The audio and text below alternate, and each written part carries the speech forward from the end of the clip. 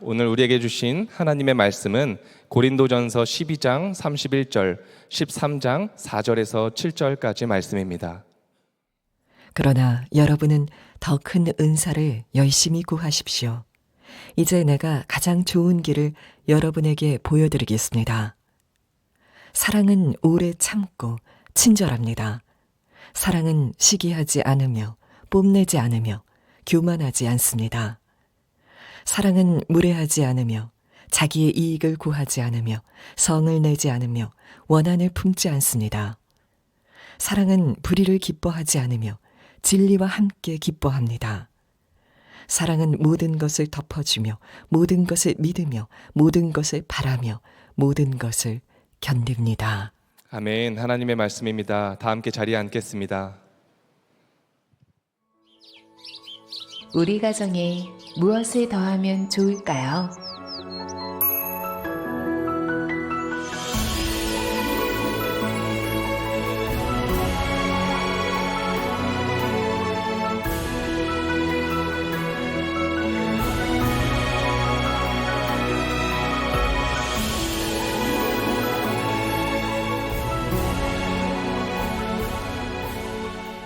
우리 올해 가정부흥회가 시작이 되었다가 이제 오늘로 맞춰지게 됩니다. 우리가 더함, 사랑을 더한다 해서 우리 하트를 이렇게 했는데, 우리 오늘 마지막 주일이니까 우리 옆 사람에게 예수님의 사랑 받으세요. 우리 하트를 알려주시겠습니다. 네, 하트를 알려주십시오. 네, 예수님의 사랑으로 행복한 여러분들의 가정 되시기를 축복합니다. 네, 오늘 제목은 가정을 위한 가장 좋은 길이란 제목의 말씀을 나누도록 하겠습니다. 여러분, 성인 아이라고 하는 개념을 혹시 들어보셨나요?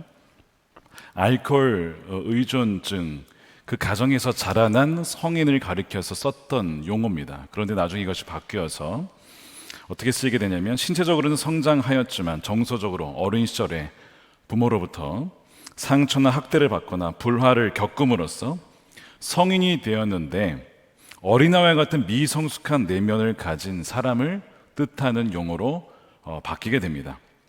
예를 들어서 강압적인 부모와 엄격한 부모, 밑에서 자란 사람은 공포스러웠던 어린 시절의 그 아픔 때문에 부모와 같은 어른을 만나면 어릴 때 받지 못했던 그 부족한 부분을 받고자 그 어른들에게 잘 보이려는 말과 행동을, 그러니까 본심은 그게 아닌데 그렇게 자꾸 나타나게 된다는 겁니다.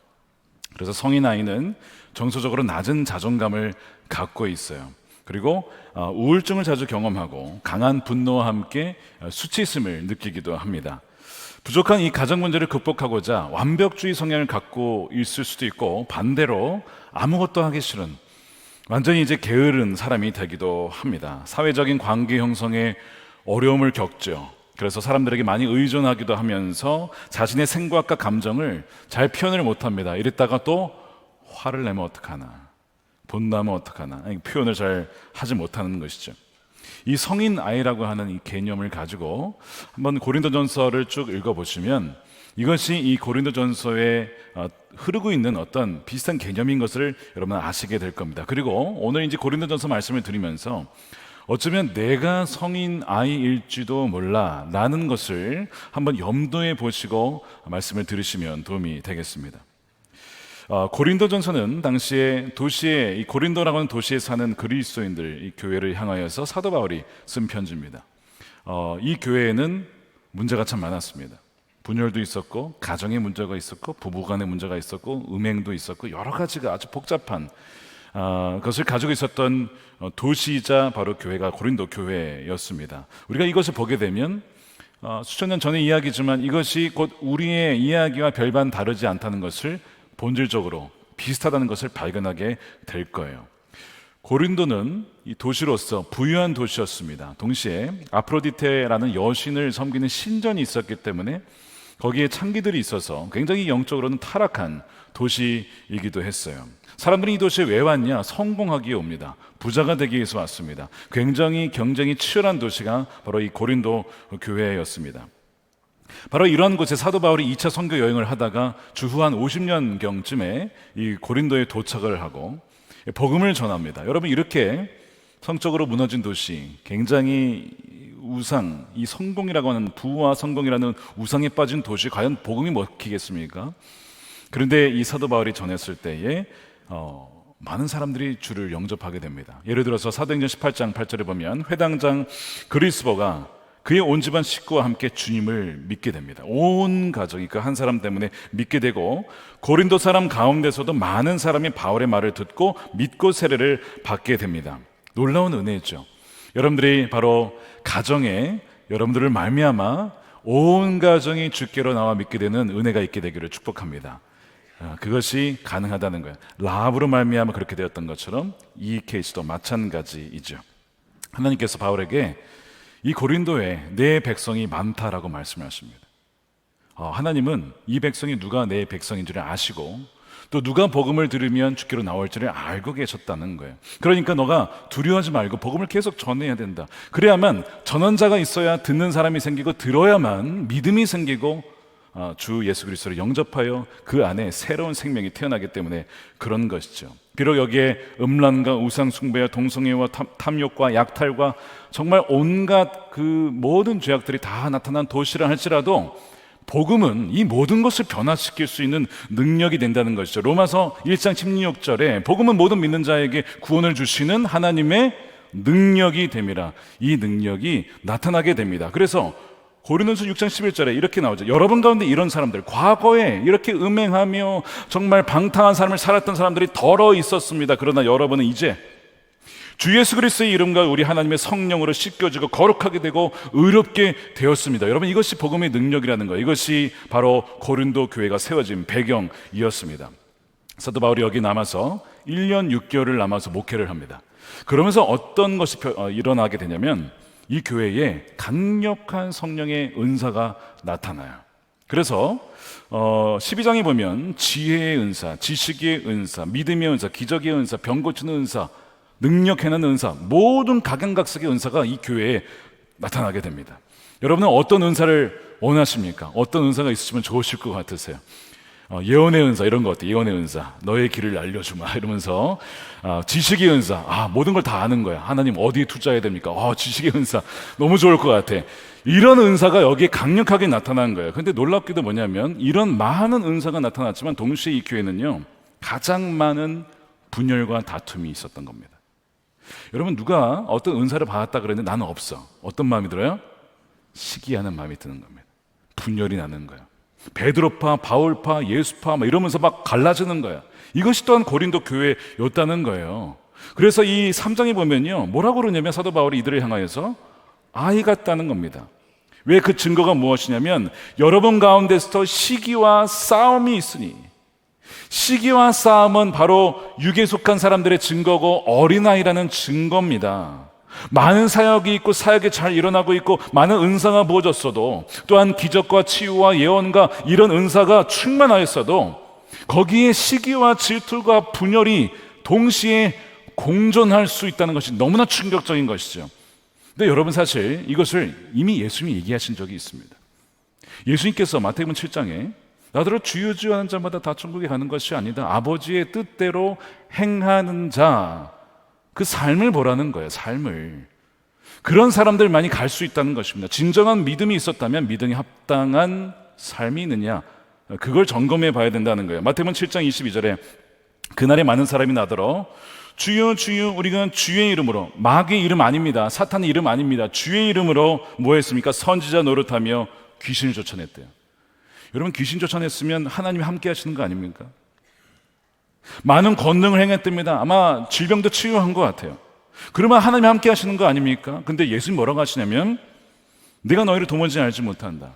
주님은 그들을 모른다는 거예요. 불법을 행했다는 거예요. 불법이라는 것은 내가 말한 거에 대해서 불순종하고 자기 멋대로 행했다는 거예요.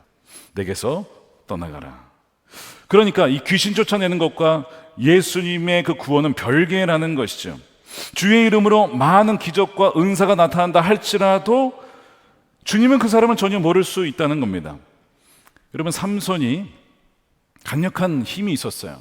그 은사예요. 하나님이 부어주신 거거든요. 근데 굉장히 문란했습니다. 이 동시에 공존할 수 있다는 거예요. 이게 굉장히 무서운 것이죠. 거짓 선녀들이 마지막 때에 나타나서 미혹할 거라는 거예요. 내가 귀신을 쫓아냅니다. 내가 질병을 치유합니다. 사람들이 확 몰려들어요. 여러분 유튜브에도 그런 거 굉장히 많죠. 그 사람들을 미혹시키는 거예요. 여러분 그거 가지고 사람을 판단해서는 안 됩니다. 예수님께서 그 사람의 열매를 보라고 했습니다. 그 사람의 삶을 보라고 했습니다. 그 사람의 행동을 보라고 했습니다. 순종이 있는가를 보라고 했습니다. 겸손이 있는가, 온유와 겸손, 예수님처럼 그 모습이 있는가. 미혹받지 않도록 주의하라는 것입니다. 여러분 영적 은사는 참 귀한 겁니다. 교회를 세우고 공동체를 세울 수 있어요. 그런데 영적 은사는 마치 장신구와 비슷합니다. 목걸이와 귀걸이.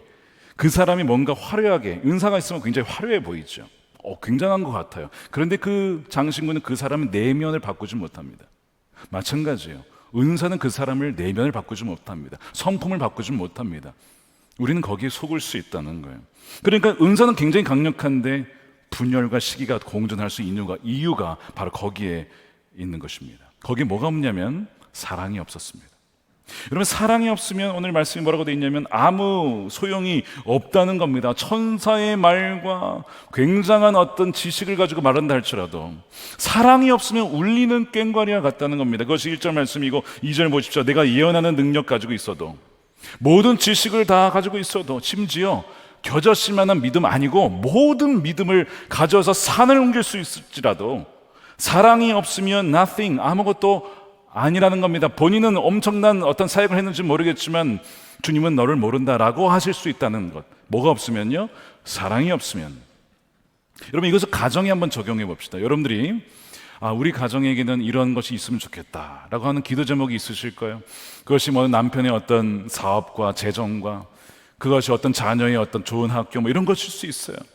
신앙적으로 믿음이 있으면 좋겠다. 너무 중요한 것이죠.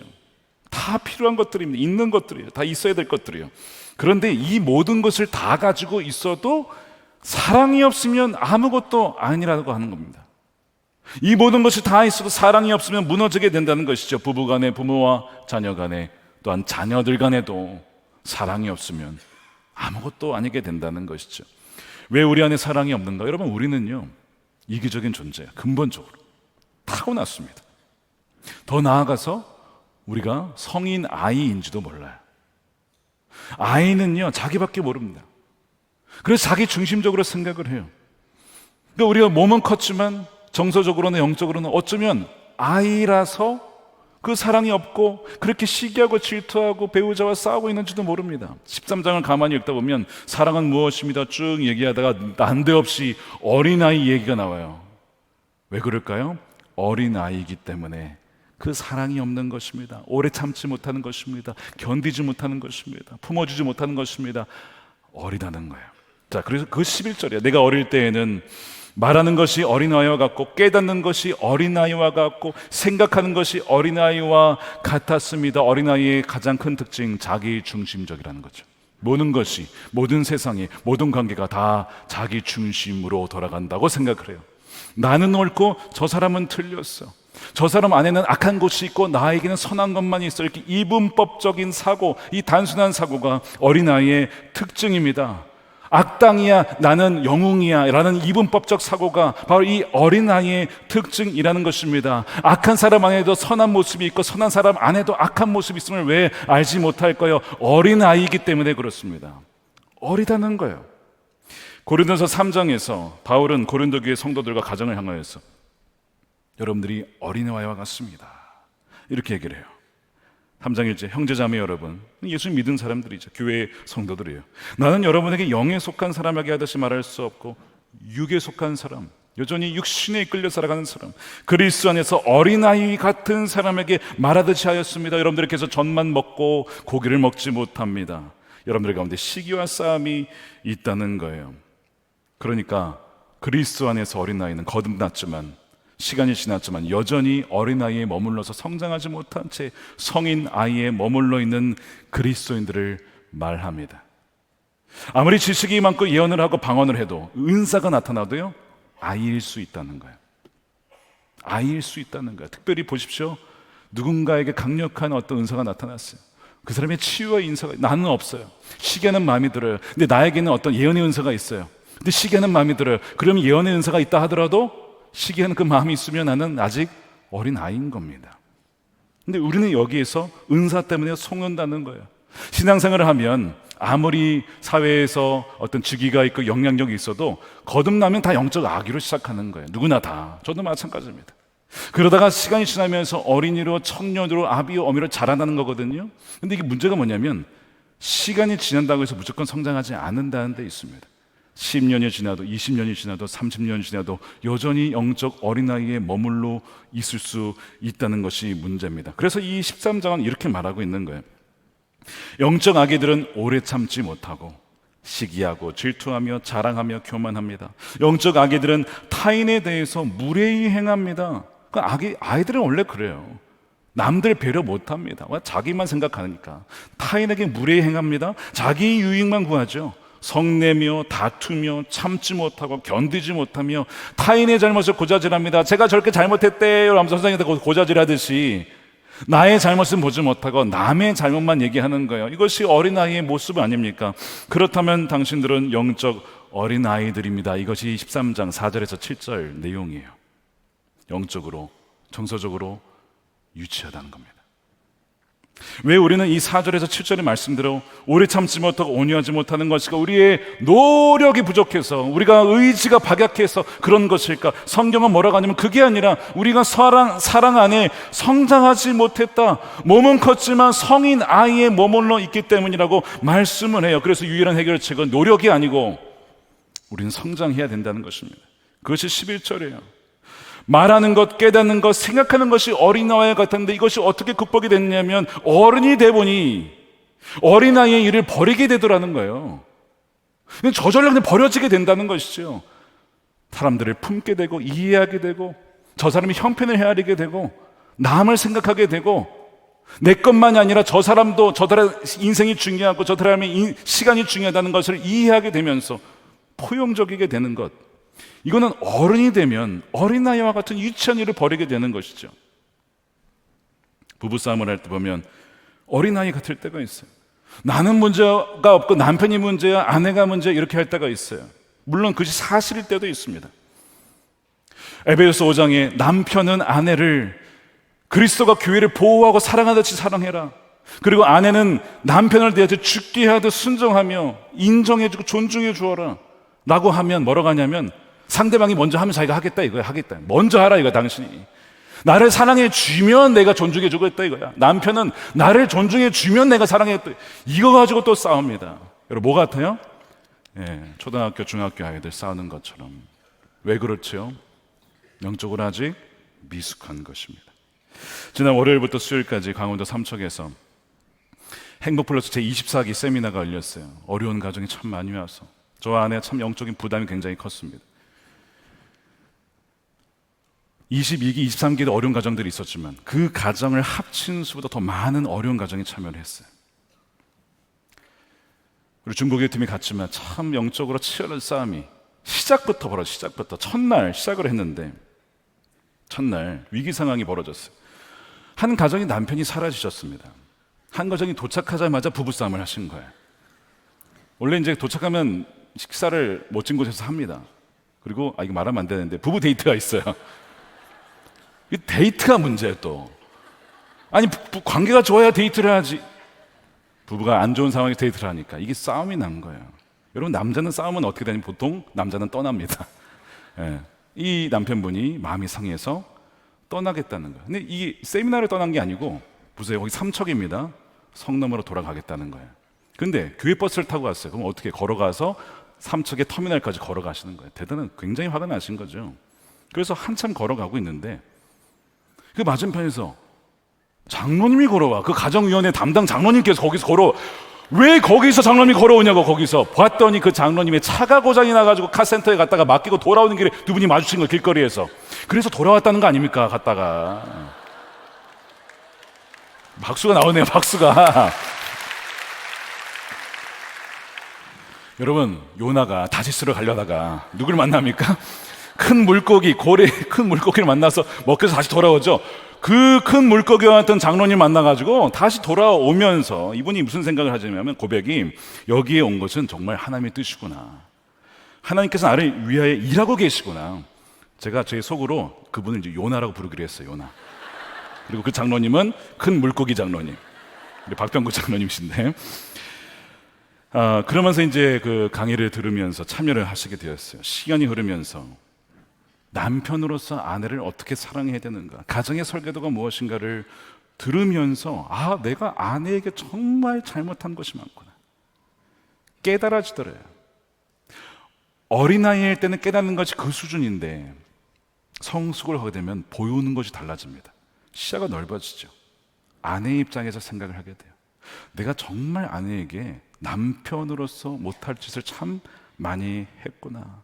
하나님 앞에 회개하며 기도하는데 그렇게 주체할 수 없는 눈물이 흐르더랍니다. 그리고 그 아내에게 회개의 고백을 하고 아내도 남편에게 그렇게 하는 그런 시간이 있었어요. 여러분, 끝까지 나는 잘못 없다라고 한다면 여러분, 그건 사실은 어린 아이와 같아요. 우리는 사실 크고 작은 다 연약하고 죄를 지은 존재입니다. 그런데 먼저 자신의 약함을 깨닫고 손 내밀고 용서를 구하는 사람이 있다면 성숙한 사람이죠. 내가 잘못했습니다. 저의 책임입니다. 이거 성숙한 사람이에요. 우리 자신과 가정을 위해 필요한 것은 남 탓, 당신 탓, 원인 찾아서 그것도 필요하겠지만 중요한 거 그것이 아니라 내가 어른이 되는 거예요. 내가 사랑 안에 자라는 것입니다. 내가 어른이 되면 유치하게 싸우던 다투던 또한 아주 그냥 별거 아닌 것 같은 거에 그렇게 죄에 머물러 있던 것을 벗어나게 돼요. 어릴 적에는 그 장난감 가지고 싸우는 그렇게 목숨 걸 커고 보니까 왜 그거 가지고 싸웠을까? 참 우스운 거죠. 크고 보면 그래요. 근데 그때는 그게 이해가 안 되는 거예요. 질문은 어떻게 하면 성장할 수 있나요? 먹어야 됩니다. 하나님의 말씀을 먹고 경험해야 돼요. 더 중요한 것은 하나님의 사랑을 먹고 자라는 것입니다. 오늘 23장에서 사랑이라고 했을 때 굉장히 많이 단어가 나오는데 이 단어가 헬라어로 에로스라고 되어 있습니다. 여러분 잘 아시는 에로틱하다 할 때 그 에로스 그거예요. 이 에로스라는 이 사랑이라는 단어는 어떤 가치에 굉장히 끌리는 사랑입니다. 예를 들면 어떤 여인을 봤는데 너무 예뻐, 내 아내로 삼았으면 좋겠다 라고 끌릴 때 그게 에로스 사랑입니다. 어느 남자를 봤을 때 남성답다, 남자답다, 리더십이 있다, 능력이 있다, 굉장히 매력적인데 그게 끌리죠. 이게 에로스 사랑입니다. 그래서 이 에로스 사랑은 굉장히 본능적인 사랑이에요. 그런데 이것이 조건적인 사랑입니다. 한계가 있어요. 만일 그 조건이 사라지면 어떡할 겁니까? 예뻐 보이는 게 10년, 20년, 30년, 40년 지나서 사라지면 어떡하죠? 멋있어 보이는데 그 남편이 갑자기 배가 나오고 머리가 빠지고 막 이러면서 외모가 바뀐다고 칩시다. 그 조건, 내가 좋아했던 조건이 사라지면요, 그럼 어떡할 거냐고요. 친절한 남편이어서 결혼했는데 친절하지 않아, 이 남자가 바뀌었네. 그 조건이 사라지면 어떻게 돼요? 서운한 것이죠. 싸우게 되는 것이죠. 그거 가지고 다투게 됩니다. 이것이 에로스 사랑의 한계입니다. 성경 오늘 13장에서 사랑을 에로스라고 하지 않고 아가페, 여러분 잘 아시는 아가페라고 했어요. 근데 이 아가페는 당시 이 고린도 문화나 헬라 문화에서 별로 쓰이지 않는, 별로 이렇게 특별할 것이 없는 단어인데 이게 왜 부각이 되었느냐? 70인역이라고 당시에 공용어죠. 헬라어 가지고 구약 성경 번역할 때, 헬라어 할 때 이 아가페라는 단어가 구약을 번역할 때 어디에 쓰였냐면 하나님이 이스라엘을 사랑하신다, 그때 그 사랑하신다에 쓰인 단어입니다. 그래서 신명기 7장에 보면 하나님이 이스라엘을 왜 택하셨는가 거기 나와요. 보세요. 여호와께서 너희를 기뻐하시고 너희를 택하신 것은 너희가 다른 민족보다 수요가 많기 때문이 아니니라. 너희는 오히려 모든 민족 중에 가장 적으니라. 하나님이 이스라엘 택한 것은 사람들이 많아서도 아니고 예뻐서도 아니고 강력해서 은사가 많아서도 아니고 재능이 있어서도 아무것도 아닙니다. 오히려 그냥 가장 약한 존재예요. 그냥 그 존재 자체로 택하셔서 사랑하셨다는 거예요. 그래서 이어져서 8절에 그런데도, 그러니까 사랑할 만한 조건이 아무것도 없지만 그런데도 주님께서는 당신들을 사랑하시기 때문에, 여기서 72년 번역이 바로 아가페를 썼습니다. 아가판이라고 되어 있죠. 판 하시기 때문에 당신들 조상에게 맹세하신 그 약속을 지키시려고 강한 손으로 바로에서 건져주시고 종살이 하던 짐에서 이끌어내신 것입니다. 뭐 잘해서 내가 보답해 줄게 이게 아니에요. 아무것도 한 것도 없어요. 근데 그냥 베풀어 주신, 일방적으로 무조건적으로 사랑하신 이것이 바로 아가페 사랑이죠. 이것이 이스라엘 백성들에게 주어졌고 이것이 사실 우리에게 주어진 사랑입니다. 아내가 셋째를 가졌을 때 이야기를 2주 전에 말씀을 드렸어요. 얼마 뒤에 제가 꿈을 꿨는데 하나님께서 3명의 아기를 보여주셨어요. 첫째, 둘째, 셋째. 2명은 아픈 아기고 세 번째 아기는 건강한 아기예요. 근데 갑자기 건강한 아기가 아니라 첫 번째 아픈 아기를 보여주면서 키울 수 있겠냐 물어보셔서 너무 깜짝 놀라서 잠에서 깼습니다. 꿈이었어요. 다음 주에 병원에 가서 검사해보니 의사 선생님 말씀에 이 아이가 장애를 안고 태어날 가능성이 아주 높습니다. 어떻게 하실 겁니까? 검사를 하셔야 됩니다. 아니면 지금 아직 주차가 많지 않으니 낙태할 수 있습니다. 선택하십시오. 그때 그랬어요. 저희는 검사하지 않겠습니다. 이 아이가 장애를 안고 태어난다고 해서 제가 안 키울 것도 아니고 저희 아이입니다. 하나님 맡겨주신 것이면 키우겠습니다. 그래서 그냥 병원을 나왔어요. 제가 사랑이 많아서, 저희 아내가 사랑이 많아서가 아니에요. 하나님이 죄인 된 나를 버리지 않고 포기하지 않고 십자가에서 죽기까지 나를 사랑하셨는데 내가 어찌 이 아이가 장애를 안고 태어난다고 해서 죽일 수 있고 버릴 수 있겠느냐? 안 됩니다. 저희 교회 장애인들을 위한 사랑부에 가면 장애 자녀들을 둔 부모님들도 같이 오세요. 왜 그 부모님들의 자녀를 사랑하죠? 그 아이들이 뭐 천재적이라서 사랑할 만한 조건들이 더 다른 애들보다 많아서 그런가요? 아니요. 그저 그 부부의 자녀이기 때문에 그래서 사랑하는 겁니다. 둘도 없는 자녀예요. 저희 딸도 거기 가서 봉사를 하고 있는데 이상하게 사람들이 사랑부에 가면 그렇게 은혜를 받는데요. 왜 그렇게 갔는데 은혜를 받을까요? 치열한 경쟁사회, 사랑받을 만한 조건이 있어야만 인정받고 사랑받는 사회 속에 살다가 거기에 가면 사랑할 만한 사실 조건들이 없어 보이는 그 아이들을 그대로 살아가는 그 모습 속에서 무엇을 봅니까? 하나님의 아가페 사랑을 경험하기 때문에 그렇게 그분들이 섬기면서 은혜를 받는 것입니다. 이것이 하나님의 사랑이구나. 아무런 조건 없이 나를 사랑하신 이것이 아버지의 사랑이고 주님의 사랑인 것을 거기서 깨닫게 된다는 거예요. 어떤 분은 목사님 저는 아버지로부터 사랑한다라는 얘기 들어본 적이 없습니다. 그런 분들이 계세요. 어머니 버리고 갔습니다. 그런 분들도 계세요. 그러면 사랑 못 받은 겁니까? 그럼 사랑할 수 없는 겁니까? 이사야 49장 15절에 비록 어머니가 자식을 잊는다 하더라도 거의 그런 경우는 없지만 어머니가 버리거나 잊는 경우도 간혹 있대요. 그렇지만 나는 절대로 너를 잊지 않는다. 절대로 난 너를 잊지 않는다. 여러분 이것이 아가페 사랑이죠. 이것이 바로 십자가에서 우리 위해 베풀어 주신 사랑이에요. 절대로 우리를 포기하지 않는다는 거예요. 내어줄 수 없다는 것입니다. 실패하는 법이 없다는 겁니다. 우리가 예쁜 짓을 해서 그렇게 사랑하십니까? 우리가 뭔가 대단한 업적과 공로를 세웠습니까? 우리 안에 뭔가 선한 마음이 있습니까? 여러분 그렇지 않다는 거 여러분 잘 알고 있잖아요. 우리에게는 사랑할 만한 어떤 것이 전혀 없지만 그저 우리가 주님의 자녀이기 때문에 하나님은 독생들을 주시기까지 사랑하시는 거예요. 또한 예수님이 우리를 그렇게 사랑하시는 거죠. 오늘 23장 4절에서 7절에 사랑은 어떻다, 사랑은 어떻다. 이 사랑이라는 단어에 예수님을 넣어서 읽어도 그대로 통합니다. 왜냐하면 예수님이 바로 그 사랑이기 때문에 그래요. 여기서 이 사랑을 의노하고 있어요. 마치 사람인 것처럼. 그래서 예수님 이름을 넣어서 한번 우리가 읽어보겠는데 이 사랑이 바로 우리를 향한 예수님의 사랑인 것입니다. 4절입니다. 예수님은 오래 참고 친절합니다. 예수님은 시기하지 않으며 뽐내지 않으며 교만하지 않습니다. 예수님은 무례하지 않으며 자기 이익을 구하지 않으며 성을 내지 않으며 원한을 품지 않습니다. 예수님은 불의를 기뻐하지 않으며 진리와 함께 기뻐합니다. 예수님은 모든 것을 덮어주며 모든 것을 믿으며 모든 것을 바라며 모든 것을 견딥니다.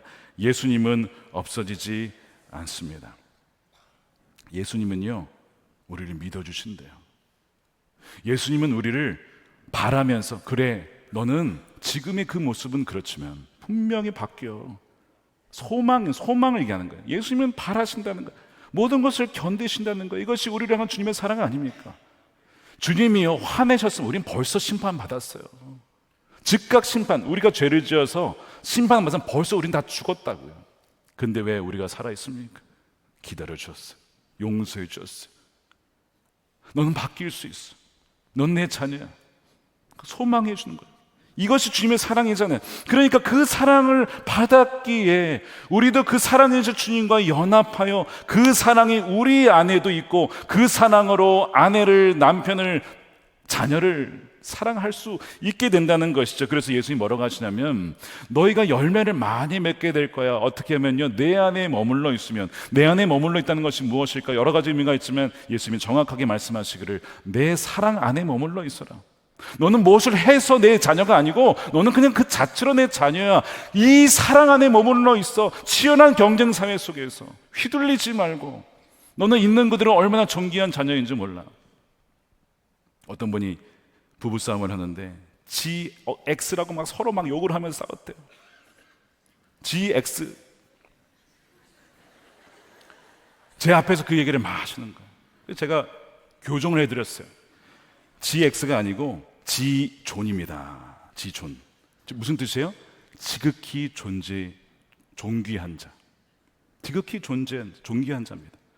언어를 바꿔드렸어요. 앞으로 서로 부르실 때 소리쳐서 지존이라고 불러주십시오.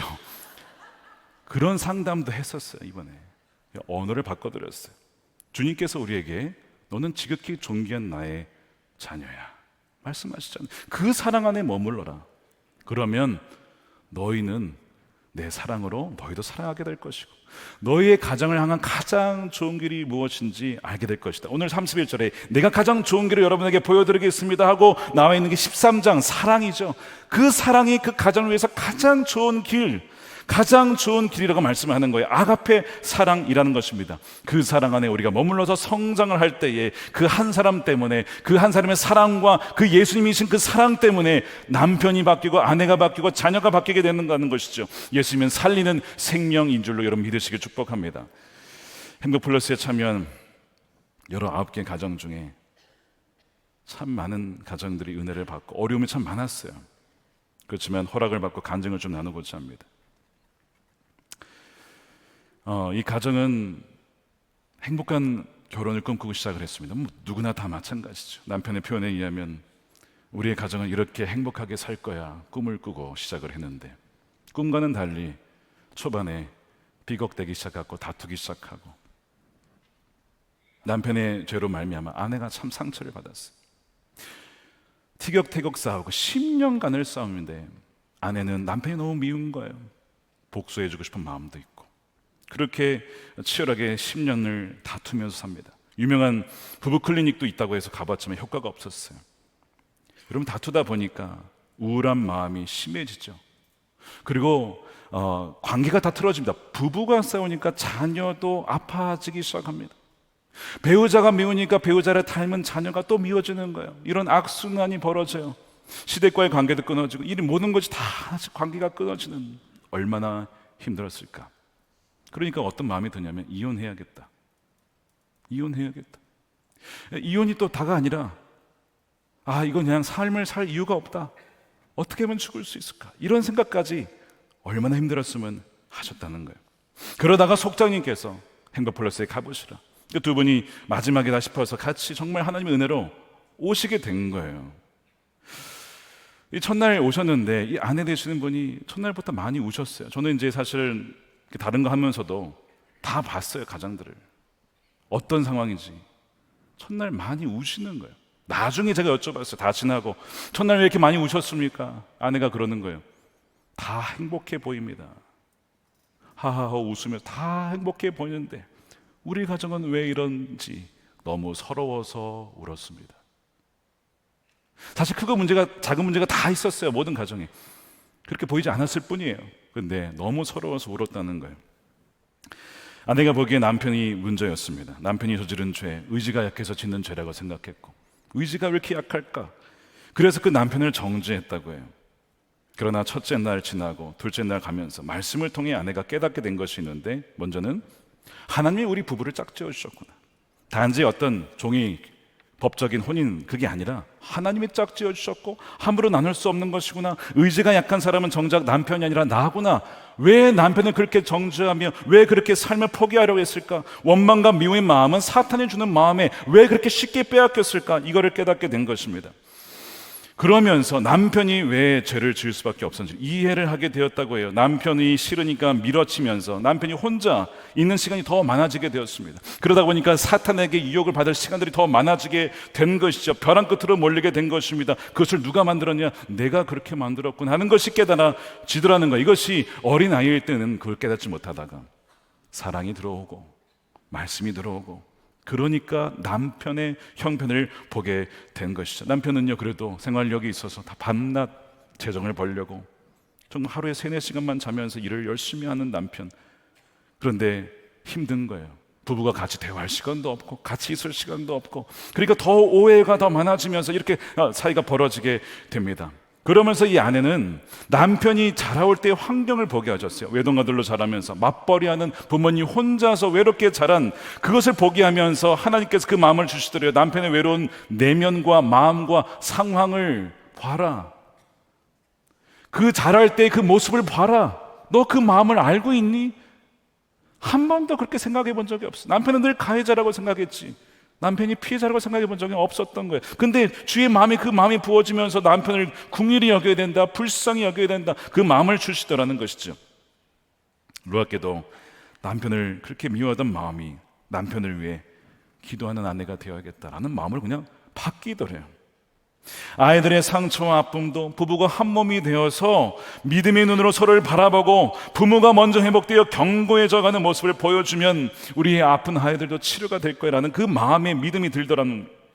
그래서 이렇게 고백을 하셨어요. 이제는 가정을 위해, 남편을 위해 기도하는 신앙인의 모습을 보여주며 양육하겠습니다. 부모로부터 받아온 이 악한 악습이 우리 자녀들의 뼛속까지 새겨지지 않도록, 이것이 여기서 끝나고 여기서 해결되어서 우리 자녀들에게는 정말 복을 흘려보낼 수 있기를, 그런 마음으로 살아가겠습니다. 이 모든 것 주님이 하셨습니다 라고 울면서 간증을 하셨는데, 남편분도 비슷한 간증을 하셨어요. 내게 문제가 있었구나, 내가 주님 안에 거하지 못했구나, 내가 성숙하지 못했구나 깨닫게 하시고 같이 회개하는 참 은혜가 방향을 전환시켜 주신 거예요.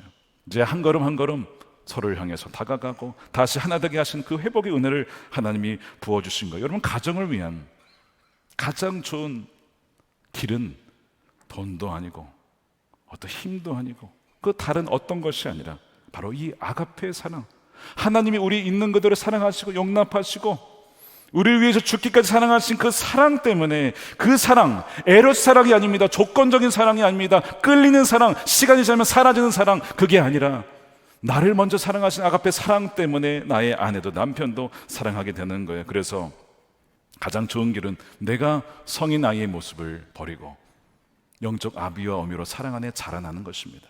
그러면 그 사람 때문에 가정이 살아나고 바뀌게 되는 것이죠. 그 사랑은 누굽니까? 바로 예수님이기 때문에 그렇습니다. 바로 그 예수님의 사랑으로 말미암아 여러분들의 상처나고 깨어졌던 가정들이 다시 회복되어지고, 사랑이 처음 만났을 때 그 마음을 품었던 그 사랑이 회복되어졌어. 아니, 그 이전보다 더 풍성한 사랑으로 정말 하나 되어지는 여러분들의 가정이 되시기를 우리 주님의 이름으로 축원드립니다. 우리 함께 이 시간 기도하겠는데, 혹시 부부가 같이 오셨다면 손을 잡고 기도하셔도 좋겠습니다. 혼자 오셨다면 가슴에 손을 얹고, 주님, 우리의 인생에 필요한 것 돈도 아니고 권력도 아니고 명예도 아니고 어떤 강력한 다양한 은사도 아니고, 이 모든 것이 다 있어도 사랑이 없으면 nothing, 아무것도 아니라고 했습니다. 생각해보니 사랑을 주옵소서라고 기도해 본 적이 없었던 것 같아요. 많은 것을 간구했지만 내게 사랑을 부어달라고 기도해 보지 않았던 것 같습니다. 이 시간 주님, 우리의 모든 연약함과 성인 아이와 같은 여전히 미숙함을 긍휼히 여겨주시고, 이제는 우리를 죽기까지 사랑하시며 조건 없이 사랑하신 그 십자가의 사랑으로 나의 남편도 아내도 우리의 자녀도 사랑하는 우리가 되게 하여 주시옵소서. 이 짧은 인생, 한 번 왔다가 주 앞에 서야 되는 인생, 그렇게 어떻게 미워하며 살 수가 있겠습니까? 사랑만 해도 너무 짧은 인생인데, 주님, 행복한 가정, 늘 기쁨과 감사와 찬양과 그렇게 웃음이 가득한 가정, 하나님이 설계하신 아름다운 가정의 모습을 주여 회복하여 주시옵소서. 우리 함께 통성으로 기도하겠습니다. 아버지 하나님 감사합니다. 주님의 은혜로 말미암아 우리를 하나 되게 하신 아버지 하나님의 사랑에 감사를 드립니다. 우리의 힘으로 회복될 수 없음을 고백합니다. 하나님의 사랑을 부어주시옵소서. 나의 연약함과 부족함을 불쌍히 여겨주시고 하나님의 사랑 안에 머물러 그 사랑으로 사랑하게 하시고 그 사랑으로 이해하며 영답하며 나아갈 수 있도록 주여 우리를 자라게 하소서. 주 예수 그리스도 안에 성장하게 하시고 아버지 우리 이기적인 마음과 늘 원하게 망했던 선한 마음이 이제는 배려하고 용서하고 용납하는 그런 사랑으로 주여 우리를 사용하여 주시고 우리 가정을 회복시켜 주시옵소서. 하나님의 사랑으로 충만하게 되기를 원합니다. 하나님의 그 놀라운 사랑이 우리 모든 각 사람과 심령과 그들의 가정 가운데 충만히 임하게 하여 주시옵소서. 하나님 감사합니다. 아버지 하나님 감사합니다. 우리가 아직 주인 되었을 때에 주님을 알지 못하고 내가 주인 되어 살아갔을 그때에 여전히 우리를 버리지 아니하고 돌아오기를 오래오래 참고 기다리신 그 사랑에 감사를 드립니다. 죄를 지었다고 바로 혼내지 아니하시고 성내지 아니하시고 심판하지 아니하시고 기다려주며 견디며 오래 참아주신 그 놀라운 하나님의 그 사랑에 감사를 드립니다. 주님 십자가의 그 사랑 안에 우리가 머물게 하여 주시옵소서. 조건 없이 우리 있는 그대로 내 사랑하는 자여 기뻐하는 자라고 우리를 받아주신 그 사랑 안에 더욱더 머물게 하여 주시옵소서. 그리하여 그 예수님의 그 연합을 통하여서 그 예수님의 사랑이 우리에게도 흘러가 그 사랑으로 아내를, 그 사랑으로 남편을, 부모님을, 자녀를 사랑하는 우리 모든 사랑하는 성도들이 되게 하여 주시옵소서. 강도와 도덕은 오로지 죽이고 빼앗고 무너뜨리는 것뿐이지만 주님께서는 우리에게 생명을 주시고 풍성한 삶을 누리게 하시려고 오셨다고 했습니다. 하나님 그 천국과 같은 가정과 삶을 누리는 우리 모든 성도들의 가정과 자녀들이 되게 하여 주시옵소서. 아버지 이 시간 11조로 감사헌금으로 또한 성경금과 구제헌금을 주께 구별하며 우리의 몸과 마음을 주님께 구별하여 드립니다. 우리를 거룩하게 구별된 하나님의 백성으로 살아가게 하시고 아버지 하나님 정치, 경제, 사회, 문화, 교육, 가정 각 영역 속에 하나님의 사랑과 공의가 하나님 넘치도록 흘러가게 하여 주시옵소서. 아버지 하나님 남과 북이 복음으로 통일되게 하여 주시옵시고 북한에 억눌려 있는 주의 백성들이 풀려나 남과 북이 하나 되어 함께 주를 예배하며 찬양하는 그날이 속히 오게 하여 주시옵소서. 아버지 하나님 선교지에서 신실하게 선교하시는 우리 선교사님들 가정을 지키시며 우리가 함께 보내는 선교사로 기도하는 선교사로 함께 연합하여 나갈 때에 주 예수 그리스도 다시 오시는 그날 영광스러운 주님을 우리 모두가 맞이하는 그날이 되게 하여 주시옵소서. 감사드리며 우리 구주 예수님의 이름으로 축복하며 기도드립니다. 아멘. 다 같이 일어나셔서 함께 찬양합니다. 하나님의 그늘 아래 찬양하면서 봉헌 드리겠습니다.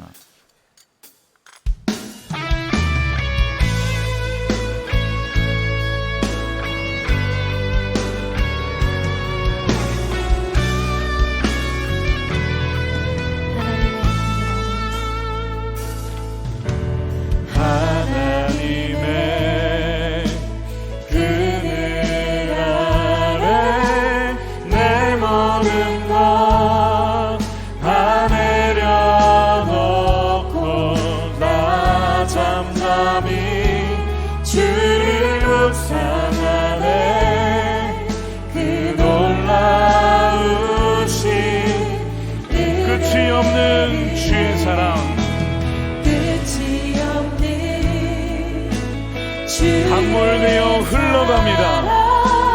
강물되어 흘러 내 영혼에 자유함 주시네. 내 영혼에 자유함 주시네. 우리를 새롭게 하심이나 새롭게 하시네. 우리 두 손 들고 하나님의 사랑 그 사랑 하나님 사랑 그 사랑 날 자유케 하네.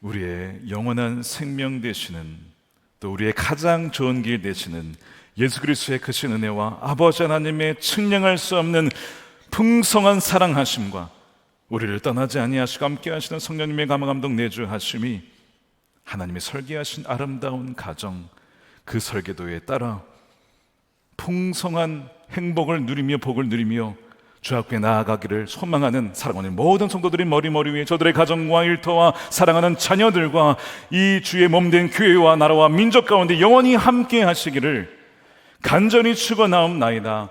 아멘.